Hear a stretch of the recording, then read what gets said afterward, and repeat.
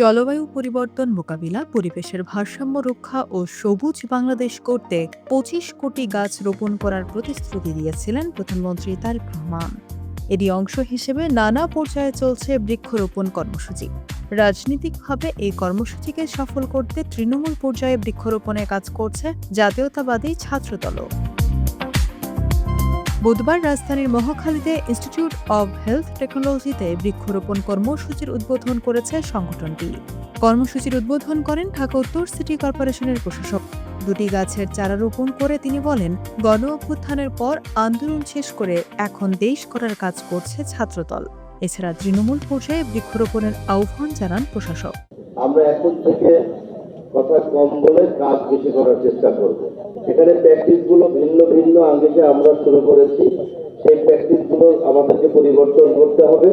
মাননীয় প্রধানমন্ত্রীর নির্দেশ, উনি যেভাবে সকাল থেকে রাত্র গভীর রাত পর্যন্ত অফিস করেন এবং সারা বাংলাদেশের প্রতিটি সেক্টরকে তিনি মনিটরিং করেন, এবং একটাই কথা, সময় কম নিয়ে কথা বলতে হবে এবং কাজের দিকে মনোযোগী হতে হবে। বৃক্ষরোপণ কর্মসূচিতে যোগ দিয়ে পরিবেশবিদরা বলেন, যত বেশি গাছ রোপণ করা হবে ততই পরিবেশের ভারসাম্য রক্ষা সহ অনাবৃষ্টি ও তাপদাহ থেকে রক্ষা পাবে মানুষ। এটা তো মাল্টি ডাইমেনশনাল ওয়েতে পরিবেশের জন্য এটা উপকার হবে।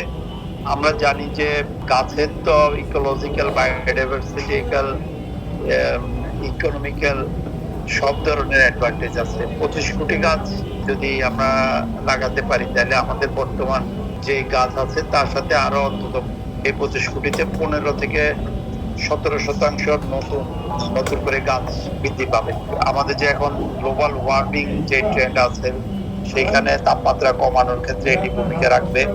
আমাদের যে প্রাণ বৈচিত্র্য রয়েছে সেটা এনরিচ হবে, বাস্তুসংস্থান সমৃদ্ধ হবে এবং এটার কারণে বৃষ্টিপাতের একটা সহনশীল জায়গাতে আসবে।